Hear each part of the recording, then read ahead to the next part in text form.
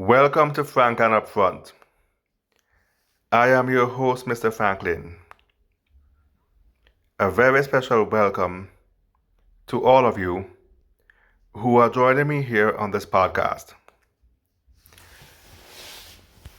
I invite you to like, comment, share, and subscribe.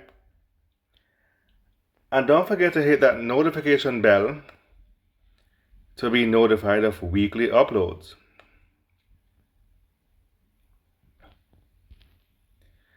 If you wish to advertise on Frank and Upfront, please email me at frankandupfrontpodcast@gmail.com.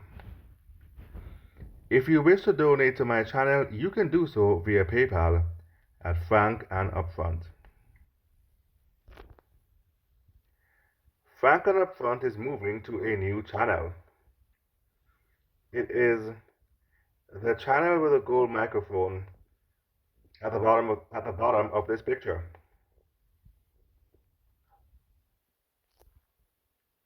Effective November 1st, Frank and Upfront will be uploading exclusively to the new channel, which means that the final podcast to be uploaded to the original channel will be uploaded the weekend of October 25, and that's 3 weeks from now. So 3 weeks and counting, we're almost there. Frank and Upfront is now on Medium. Medium is a website where you could read articles written by those who are paid to write.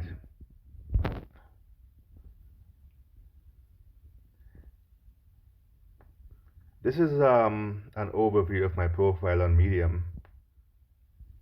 I'll be contributing regular articles to Medium going forward.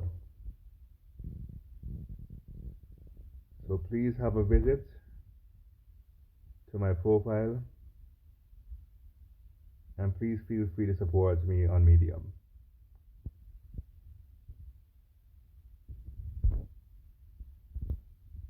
Today's topic: the purpose of your ego. But before I do, here are a couple items of news. Item number 1: President Trump and First Lady Melania Trump has tested positive for the coronavirus. This was revealed in a tweet by Trump early Friday morning. And only about 2 or so days after the debate he had with Joe Biden, the Democratic candidate of choice and former vice president who served during the Obama times. Oddly enough, Biden has tested negative, but Trump and Melania have both tested positive.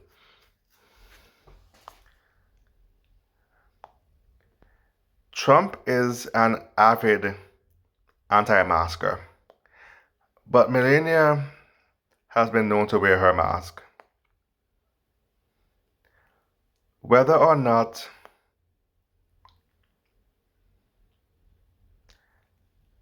Melania wears her mask, if Trump is not wearing his, she would still be compromised nonetheless.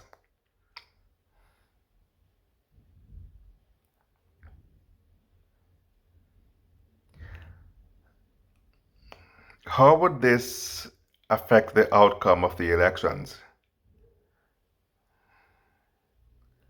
This is perhaps unprecedented in the history of American politics. Even though there are other presidents throughout history who have had underlying health issues that they've kept a secret from the public, including FDR's struggle with polio. But never in the weeks leading up to an election has a president been compromised.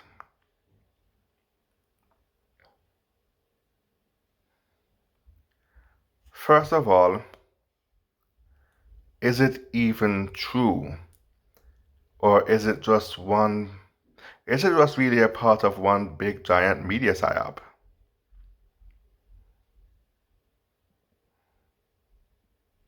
After all, he is the latest in a long list of celebrities who have been diagnosed as having the coronavirus.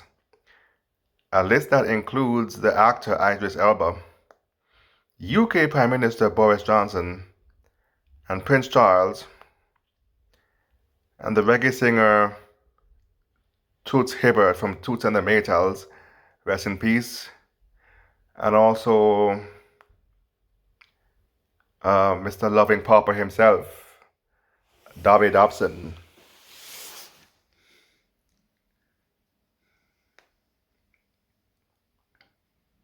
And also Dr. D.K. Duncan, um, who was a stalwart in the PNP in Jamaica. Even the very sprinter Usain Bolt was compromised. So many people, so many famous people have been tested positive or has been compromised in one way, shape, or form. Their names have been called up as it relates to the coronavirus. Some of those deaths are real. Others of those deaths has been reported as the coronavirus, as having been caused by the coronavirus, when in fact those people had other underlying issues.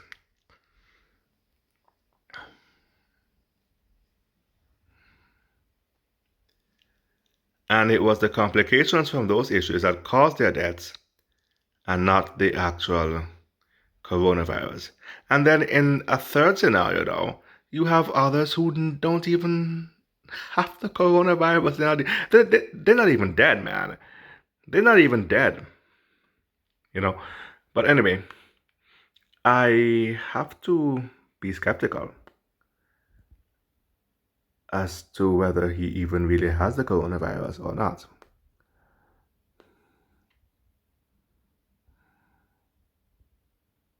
Trump, I mean. Or if it isn't a part of just one big media psyop that they decide to start right around election season as a distraction, as they always do. Now, about Trump's health, just because he might possibly not have the coronavirus, is he healthy? No, I mean, I don't know, but I imagine that a 74-year-old obese male would have other underlying issues. No telling what he might have. Diabetes, heart disease, heart failure. No telling.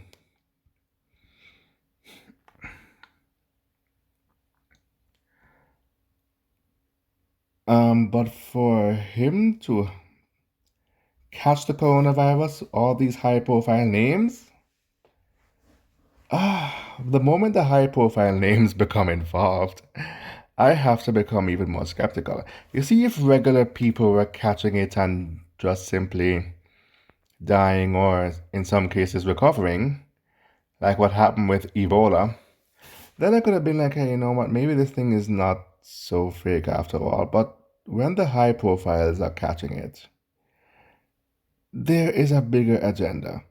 It's either it's real and the high profile names are lying about having the coronavirus, or it's not even real, point blank, period. Or it's not as real in America as it was in China in January.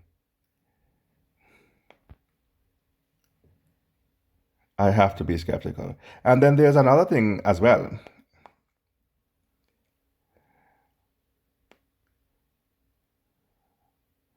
Trump is an anti-masker.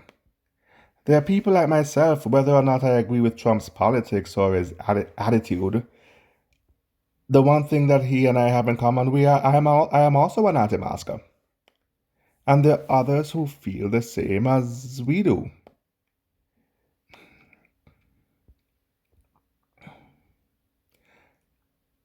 Are they using Trump being the most famous anti-masker there is? Are they using him to strike fear in the hearts of other anti-maskers? To say, look, see what happens when they don't wear a mask? If it could happen to the President of the United States, it could happen to you too. So your ass better wear a mask.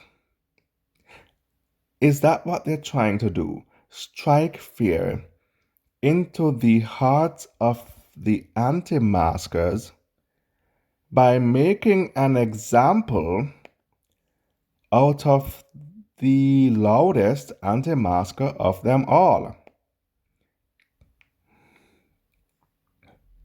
The only way that I am at risk of catching the coronavirus is if they intend on making an example out of me for being highly vocal about my anti-maskism.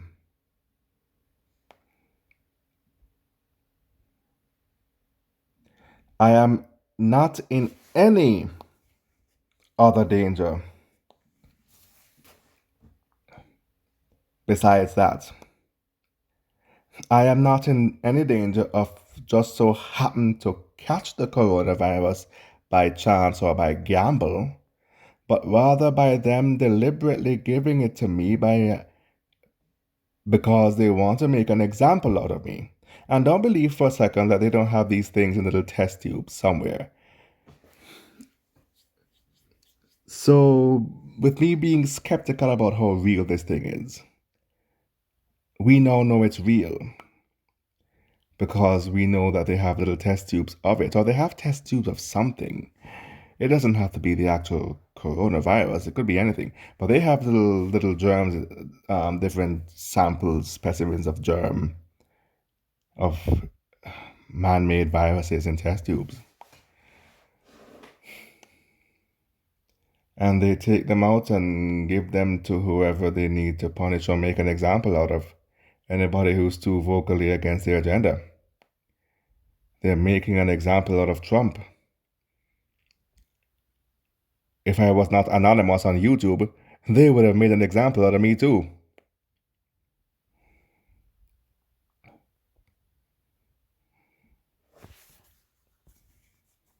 But they definitely have specimens of the coronavirus or something else, some other kind of germ warfare instrument or weapon, in test tubes in a lab.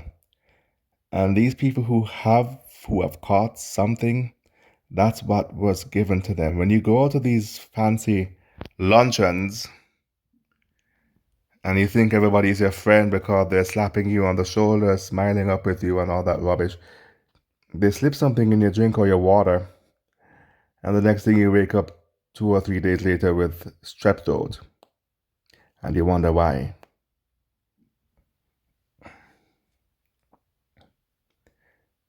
Now, does he have the coronavirus? I believe he has something. I believe something was given to him.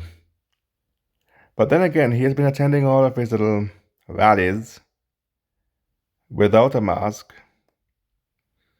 So, if it's real and nothing was, he wasn't deliberately poisoned, they didn't deliberately poison him, that could be how he contracted the coronavirus, by having indoor maskless rallies.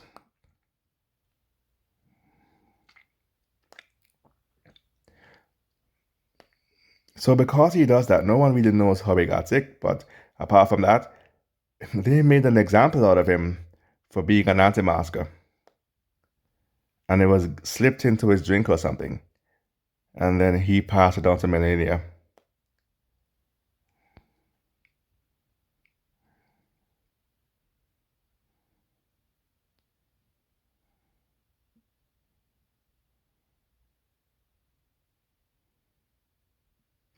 Um,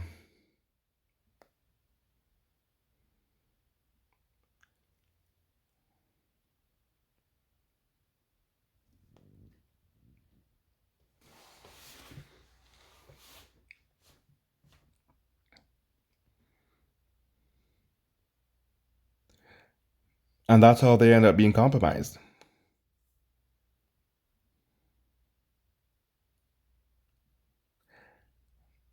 Now, how did they get to have close access to him? He is surrounded by all kind of Secret Service agents. It had to have been an inside job.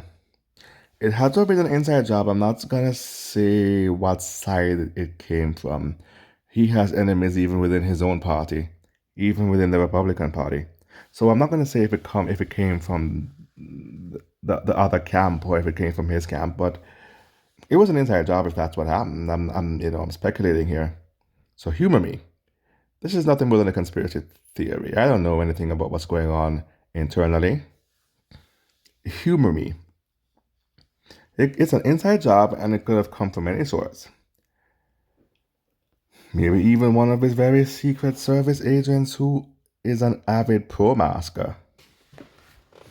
Or someone who just want to get him out of those circles and have him lose the elections, and they figure, hey, let's compromise his health with this high-profile virus, have him drop out the race, and which would actually confuse the issues and send the whole Republican Party into disrepute as they scamper to find another candidate to replace him, which is that would be like very easily Mike Pence, Vice President Pence. But even though it would still be a minor inconvenience and somewhat frustrating, and that would buy them enough time to win the elections, assuming, of course, it is the other side that did that. But whether or not they deliberately compromise him, they're definitely going to capitalize off the opportunity to win the elections. As a matter of fact, both sides will exploit his health status to their advantage. Trump's camp will use it to garner sympathy. Biden's camp will use it to alert the voters to the fact that Trump has been compromised and therefore is unfit. So he is the candidate of choice,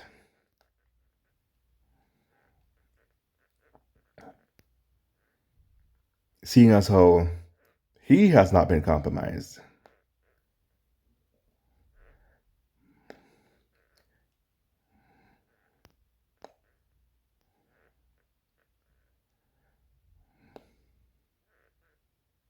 So it's either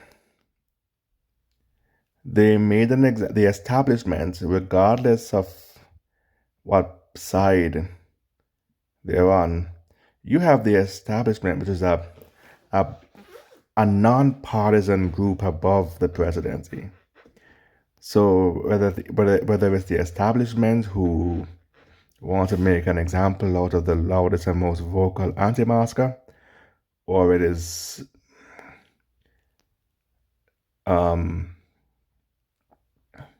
someone who wants to steal the presidency from within his own party, or steal the elections from the other party. But no matter who, or if he, or as a matter of fact, if he simply was compromised from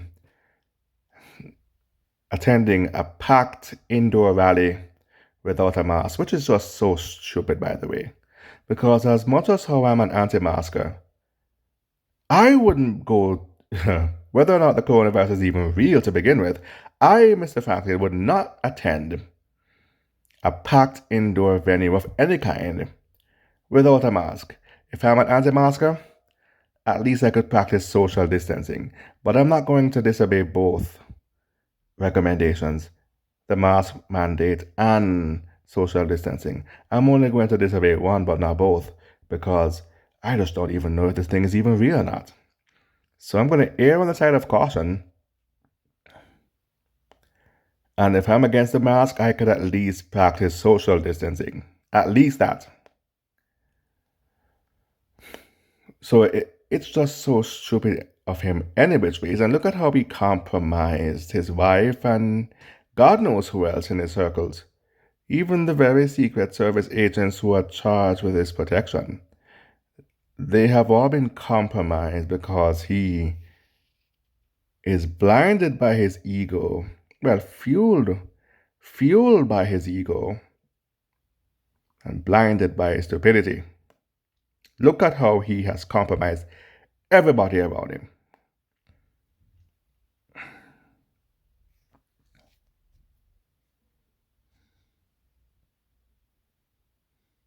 But as I was saying, regardless of who is responsible for compromising him, if it was in fact an agenda, one thing is for certain: both camps who are involved in this election will capitalize on it for their own best self-interests.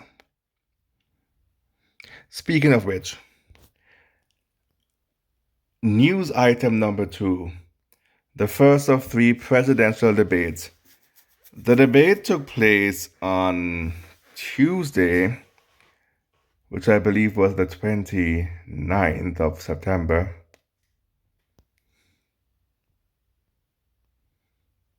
And after witnessing the debate,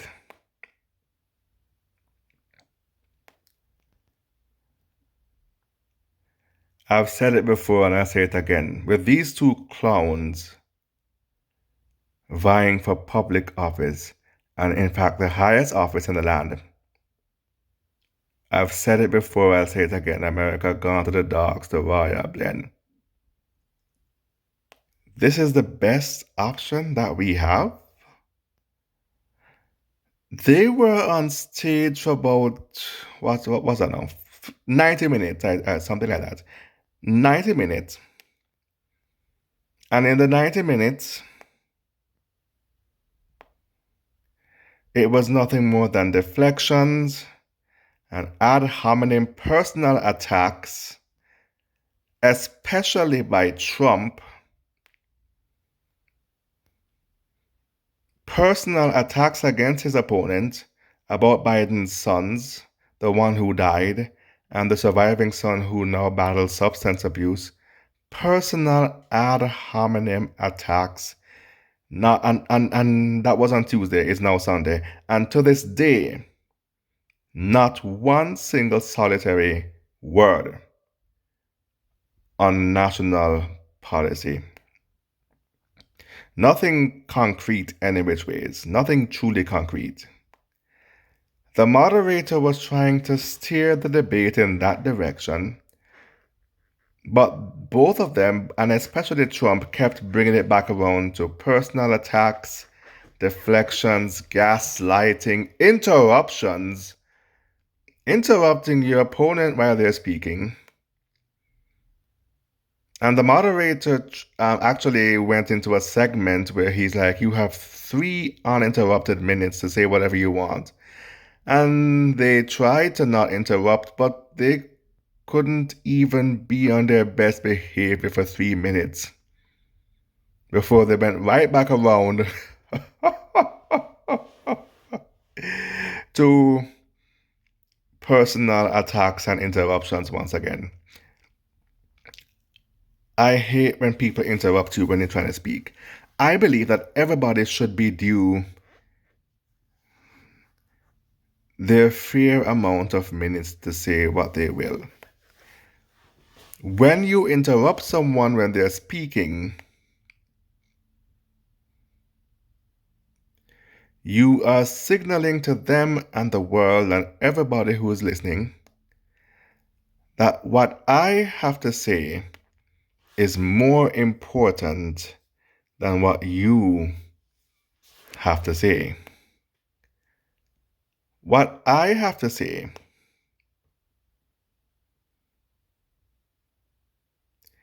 is what I have to say about whatever little petty feelings I may have is more important than what you may actually seriously be going through in reality.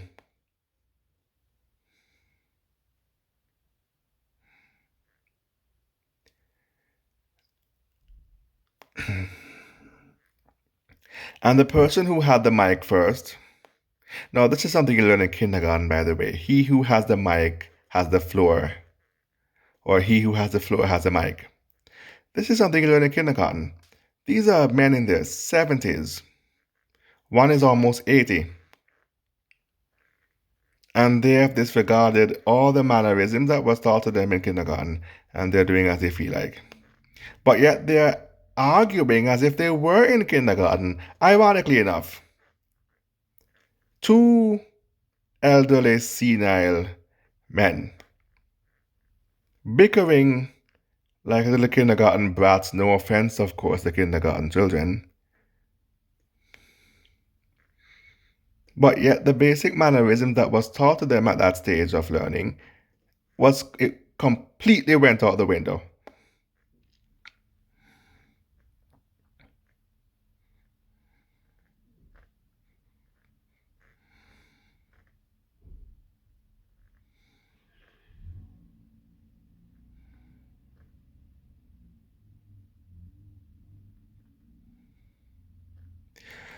So you're gonna have the bully, the loudest one in the room, who, when that other person starts talking, they're gonna shout over them. And when that person tries to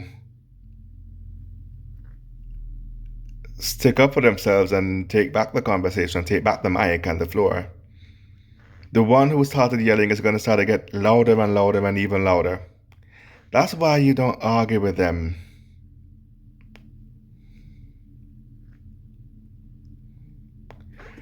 When someone like Trump starts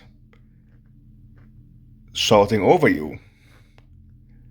Because if you try and take back the mic and the attention from them, they're gonna get louder and louder and more inflammatory, more confusing, which is their goal, by the way. Their goal is to confuse the issue. More gaslighting, more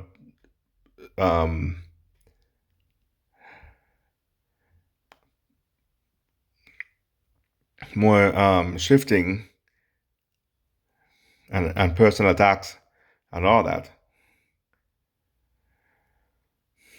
They're going to throw more of all their little narcissistic tactics in there to steal the conversation.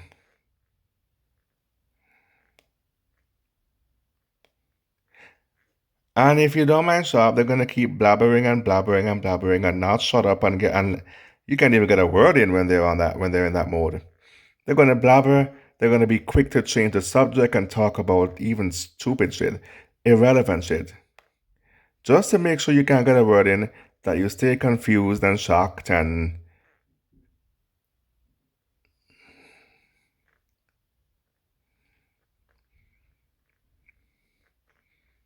they're going to keep distracting you and keep deflecting and throwing all those little tactics in there. So if you're in a situation where you could walk away, then walk away. Don't entertain the narcissists when they resort to doing those things.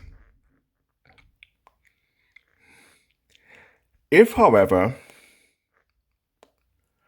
you are stuck in a 90-minute debate on national television and you're vying for the office of the United States President, you don't have the option to just get upset and walk away.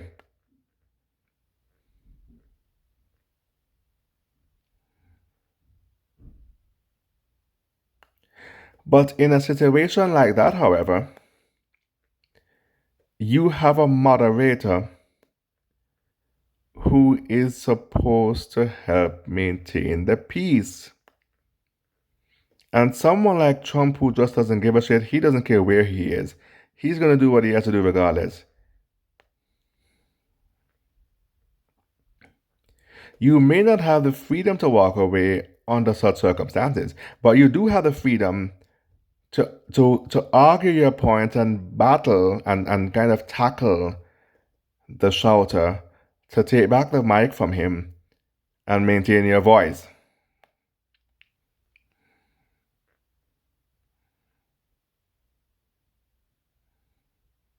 in the conversation. And the moderator is supposed to be there to help you achieve that and to allow uninterrupted talking time.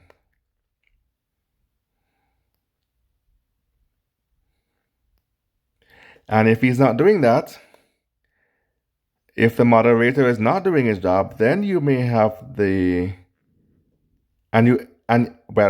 if the moderator is not doing his job and you still are being shouted over and you can't get a word in, then nobody would fault you at that point if you did walk away. It's not a fair and balanced debate. You would then have the right to walk away, and no one could fault you for that. And certainly, I wouldn't blame you if you did that. If nothing else, this debate serves as an example and really and truly a teaching point in how to deal with bully narc tactics.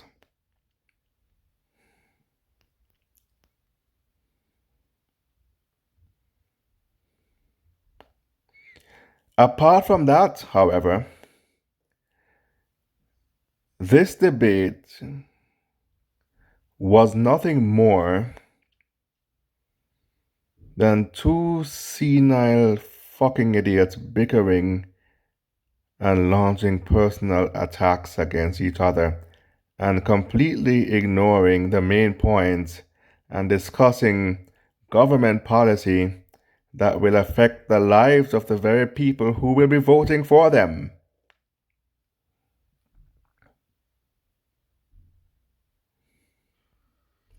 America truly gone to the dogs to royal blend. I never thought I would see this day. And this was only the first debate. The next two debates doesn't promise to be any better. And the presidency of whoever it is who will assume office in January doesn't promise to be any better than any of the three presidential debates.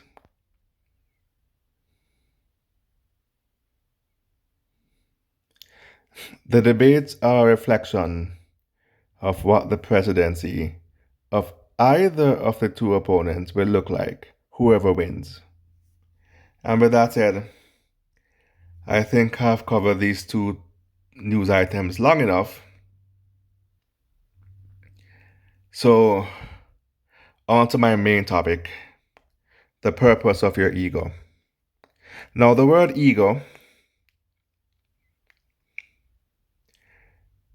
it comes from Latin, and ego means I, or myself, or me.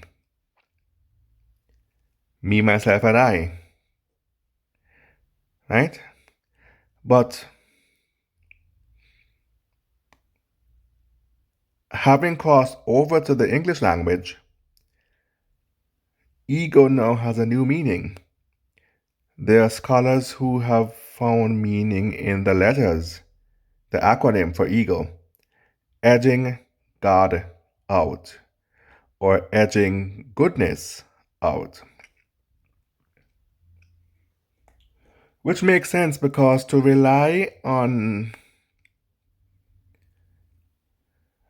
your ego or yourself is literally to edge God and benevolence out of your heart and focus on yourself and lean solely on your own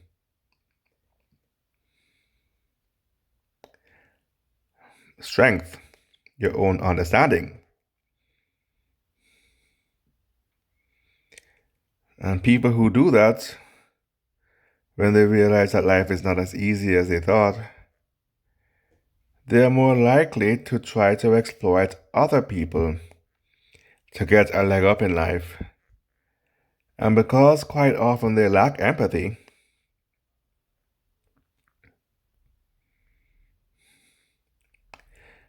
they will not have a second thought about exploiting people. And they won't care about the people that they're hurting. They literally could give a shit.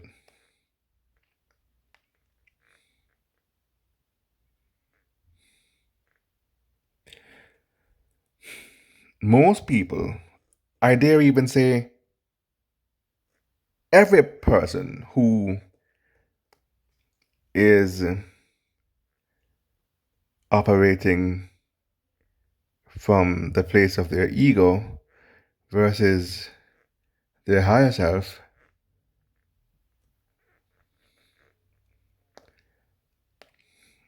those people lack empathy. The moment they edge God out of their hearts and souls, they lack or they lose the whatever goodness was left in them, and now they'll no longer have empathy for anybody.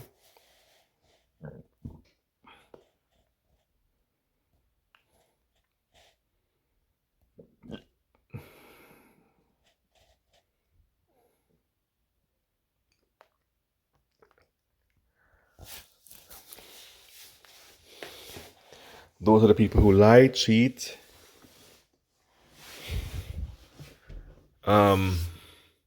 steal, and even kill just to get their way and what they want. And quite often they're so envious and jealous of people who have potential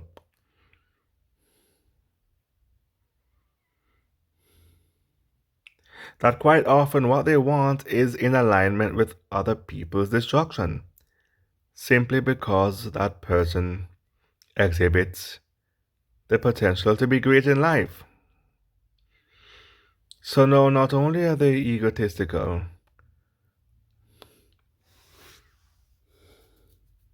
but because they edge God out, now they're bad mind as well. Now they're reprobated as well.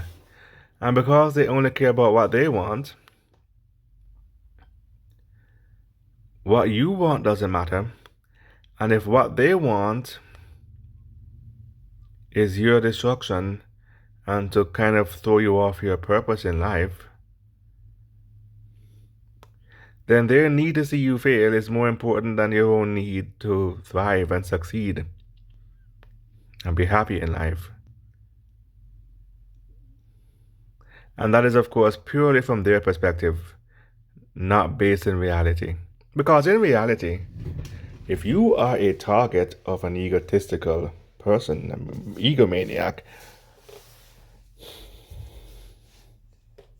your requests in life are modest and reasonable. All you want is a happy life, and that's perfectly fine. That's okay. Your requests are modest and reasonable, and it doesn't threaten or hurt anybody. You should be allowed to have those things. Those are reasonable. You should definitely be allowed to have those things.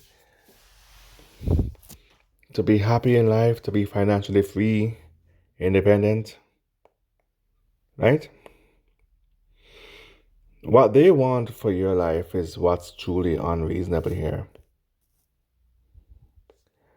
And because they have edged God out and they have edged God out and they have cut themselves off from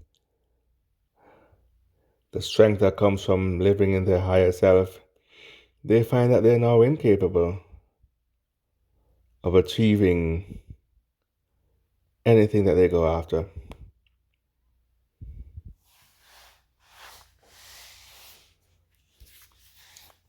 So they think it's easier to tear you down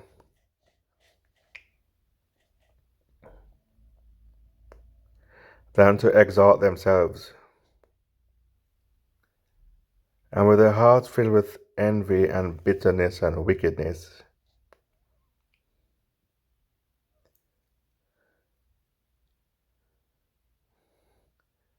They think they have a right to harass you and to throw you off your path in life, and you should be okay with that.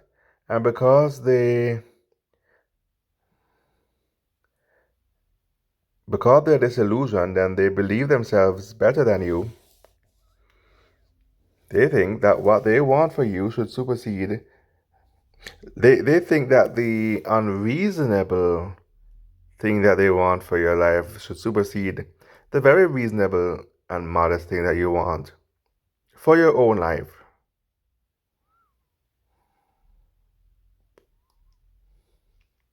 Sounds familiar? Because it seems to me like I'm talking about the narcissist, isn't that right? Every single narcissist is ego based.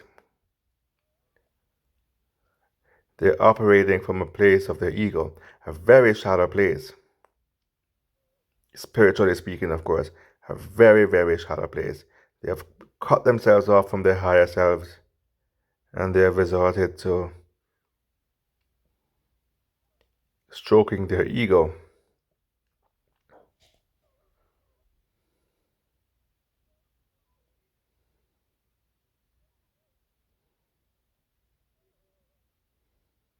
And they will go to extreme lengths to ruin the lives of their target.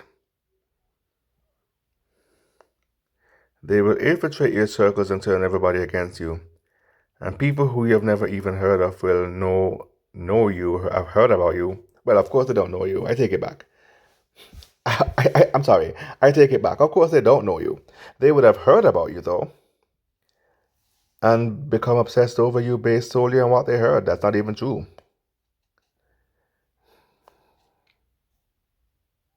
Anything to build an army of all these people who are against you to help throw you off your life purpose.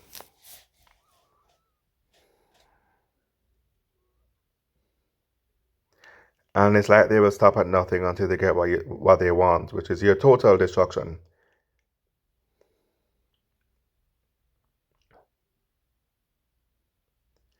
Anything short of you living under a bridge with swords and left for dead is not good enough for them. They're not satisfied. You have to be near dead. When you know you have someone like this in your life,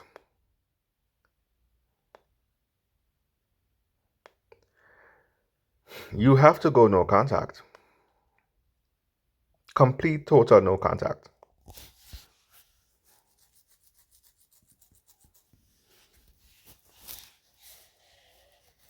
Standing up there arguing with them, arguing your case, it's not going to help though.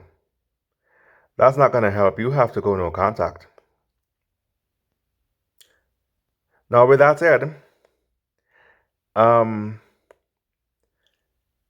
that doesn't make your ego entirely bad. The ego actually has a purpose. There's a reason why it's there.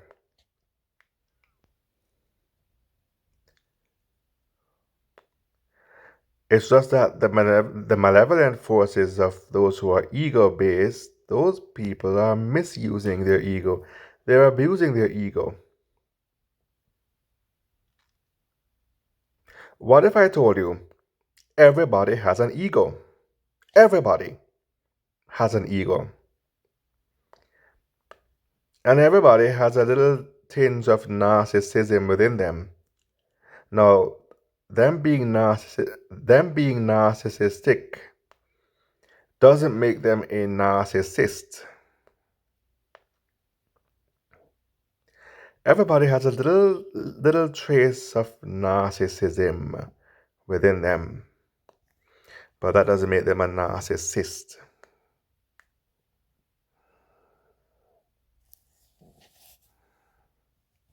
You follow what I mean?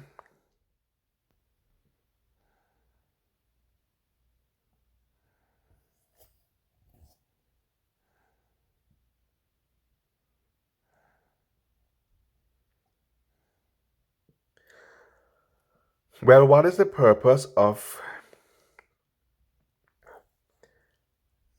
their ego that allows them to have those trace amounts of narcissism within them, even if they're not narcissists themselves, but they have narcissism? What's the purpose of that? Why does God allow people? When God was making man, He could have taken out the egotistical ingredient from man's makeup. He did not. He left it in. Why is that?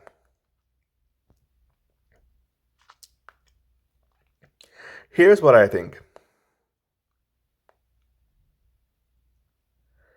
He left it in to provide balance between the shallow self and the higher self, and to give man purpose to pursue his higher self, the God within him. The higher self is literally the spirit of the Most High within you. It gives man an incentive and a purpose to seek the Most High and to balance out between his shallow, depraved self and his higher self, the God within him.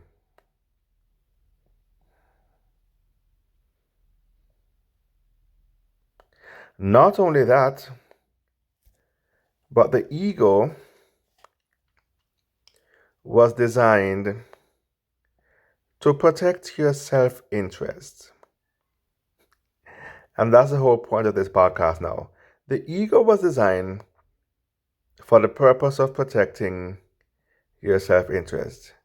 Of course, you have to have trace amounts of narcissism within you, because if you did not have a little bit of self-interest, you wouldn't have any boundaries, and anybody can come and pass through and take what they want, and it would go unchallenged, wouldn't it?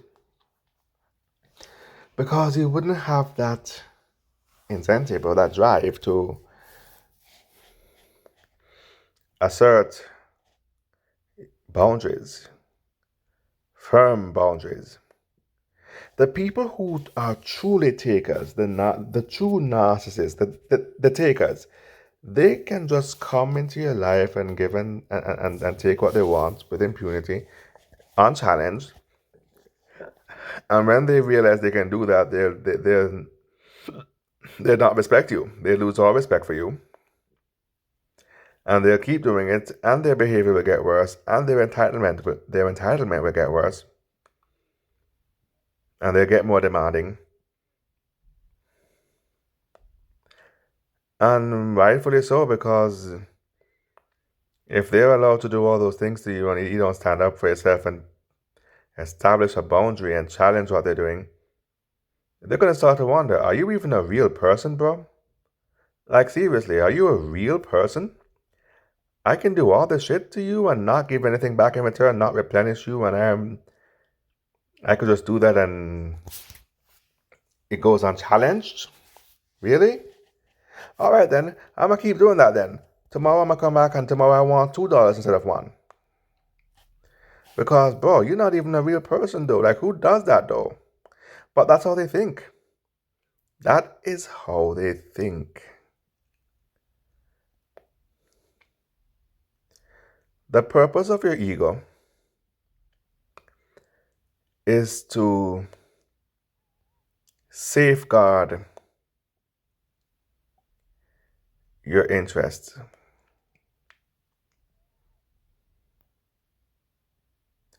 Safeguard your self-interest. If it wasn't for your ego, you would not put a lock on your door or on your car, and you will leave the car keys in the ignition, and anybody could come and drive it as they feel like and bring it back on an empty tank of gas. And they'll go in your home and go in the refrigerator and take out whatever they want and not buy it back or give you the money back. And they could make a pass at your significant other at will, and it will go unchallenged. And she probably looking at you like, dude, do something. Stand up for yourself. And if you lack the incentive to do so, she might just give in to the external people who are making a pass at her. She'd respect you more if you stood up for both of you, yourself and her. So you see what I mean, though, right? The ego is the reason why you put a lock on your door, take the key out your ignition, and lock up the car.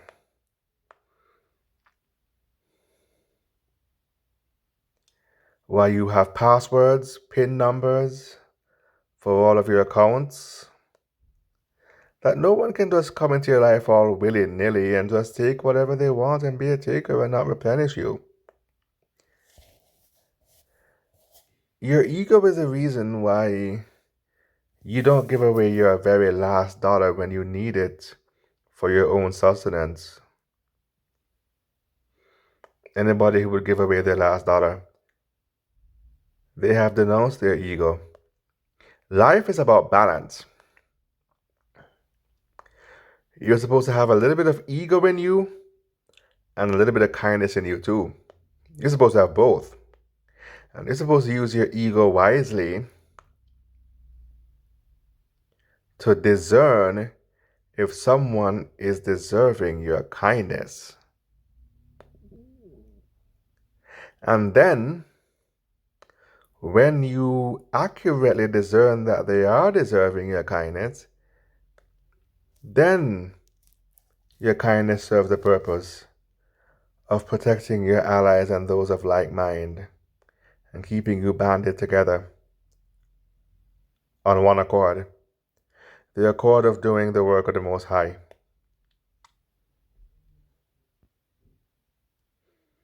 That is the purpose of your ego, to provide the balance so that although you're kind, you're not boundaryless, you're not vulnerable. There's still something intimidating about you that people wouldn't want to try and really challenge you like that. There's still something intimidating, something that would make the takers think twice about approaching you. And to protect the softest and most vulnerable parts of you, your kindness, protect it so that you may have enough of it to reveal only to those who are deserving your kindness. Because if you give away all your kindness to the wrong people, when the right people come around, you wouldn't have any of it left to give to anybody. And they'd be heartbroken and disappointed and looking at you like, wow, dude, what's wrong with you? I thought you were a great guy. Why are you acting like this? Why? Because you gave your kindness away to the wrong people and you have nothing left to give to the right people. Your ego is there to protect that, to ensure that you give it only to those who are deserving, the kind people, the right people, the ones who love you and treat you right. Your ego is there to protect your kindness, that you may have enough of it to give to the right people. That's the purpose of your ego. If you have ever seen a coconut, the coconut water is sweet and has a very nice, nutty, sweet taste to it, but it's protected by an ugly brown shell. Right? Your ego is the nutty brown ugly shell. And the coconut water is your kindness. Give it only to those who are willing to peel away at the layers of your ego and get to know the real you. And if they don't have time to get to know the real you, they will jump to conclusions. So right there, you have your answer. They're not even trying to get to know you. They jump to conclusion because they don't have time. They want what they want, and they want it like yesterday. So right there, you have your answer, because that actually poses a red flag in human interactions. Jumping to conclusions, being hasty, you're after something, you know? Anyway,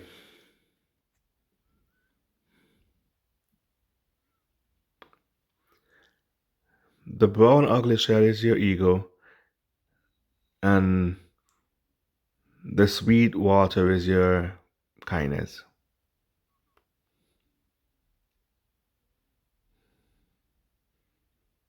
The kindness that's reserved for those who are willing to match you at least halfway. They don't have to be perfect. I mean, you know, people are full of flaws and insecurities and stuff like that, but if they're a half decent person and they're willing to at least meet you halfway, and they're showing interest in their own way,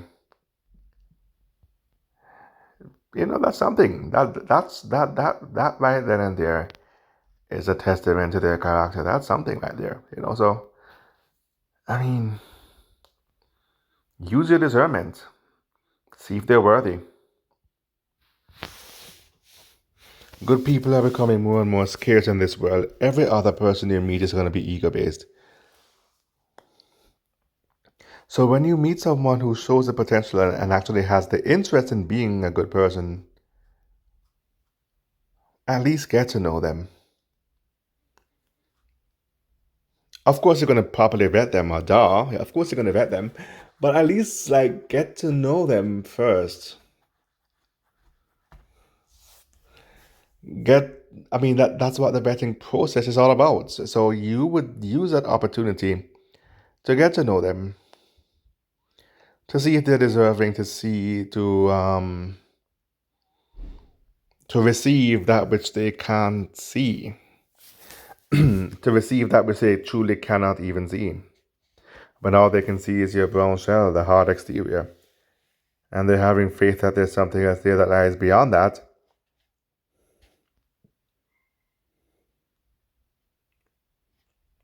And they're being patient, patiently waiting as you peel away, as you slowly begin to peel away and crack away at that hard exterior. Likewise, you with them as well.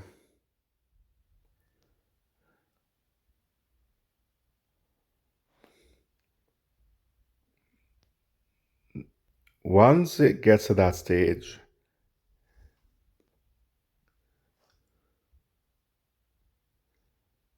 then you can use your discernment to judge whether or not they're deserving, to see what lies beneath that hardened exterior. If you still don't like what you see, you're free to walk away. No obligations.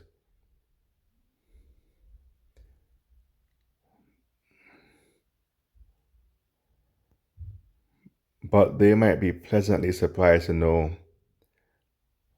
that is something mutually beneficial.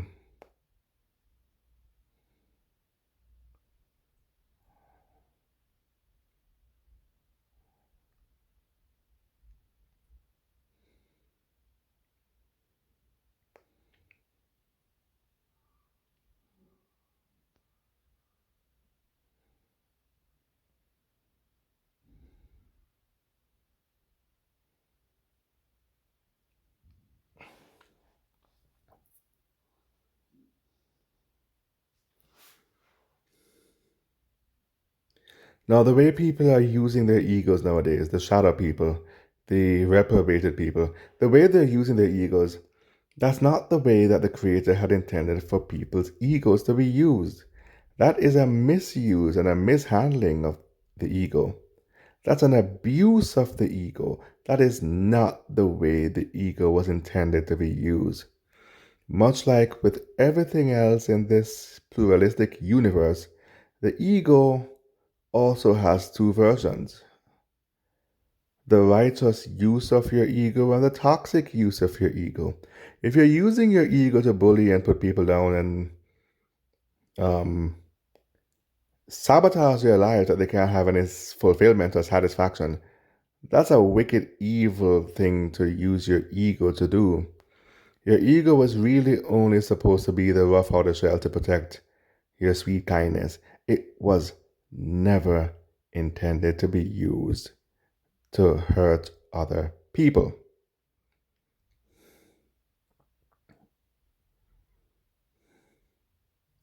It was only supposed to be used to protect your kindness and reserve it for those who are actually deserving your kindness. But the people who are using their egos to hurt people and destroy people's lives, they don't even have any kindness. So all that's left of their ego is the toxic use of their ego. And that's where the lack of empathy and the narcissism comes from. If you have any trace amounts of kindness left within you, you of all persons will be using your ego righteously. Above all else, you have too much to give and too much at risk and at stake to give it to the wrong person.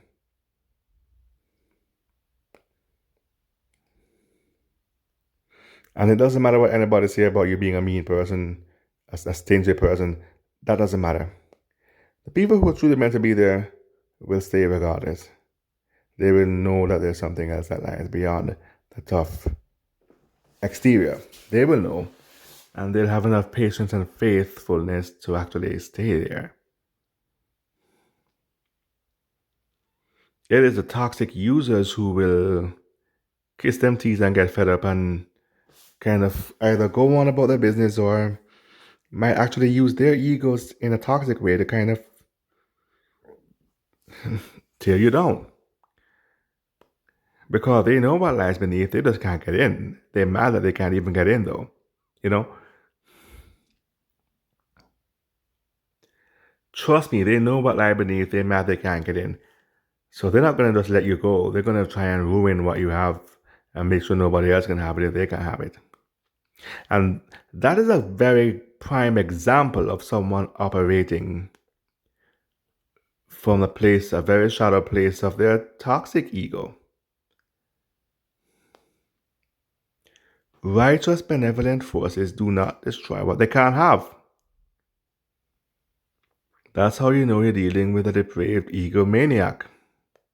That's exactly the kind of people you're supposed to be protecting your ego from in the first place.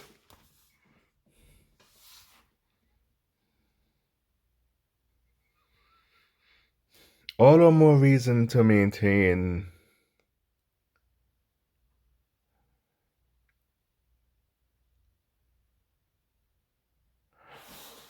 they're the kind of people you're supposed to be protecting not your ego, your higher self, your kindness from in the first place, right?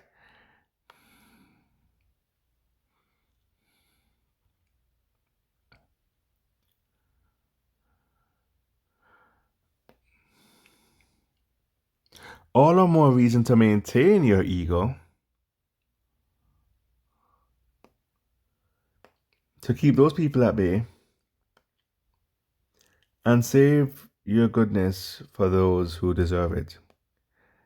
That is literally the purpose of your ego, to protect your goodness and kindness and benevolence for those who deserve it, those who feel the same as you do, who themselves are kind, benevolent forces, and who are willing to reciprocate and not just deplete you without replenishing.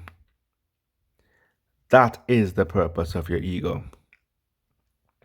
And the takers who are coming to take, you need to have your guard up for them more than anybody else who you happen to cross paths with.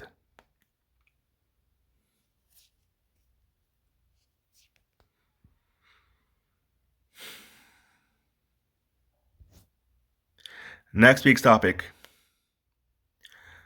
Columbus Day should be a reflection of indigenous genocide. I hope you'll join me then. I am Mr. Franklin. This has been Frank and Upfront.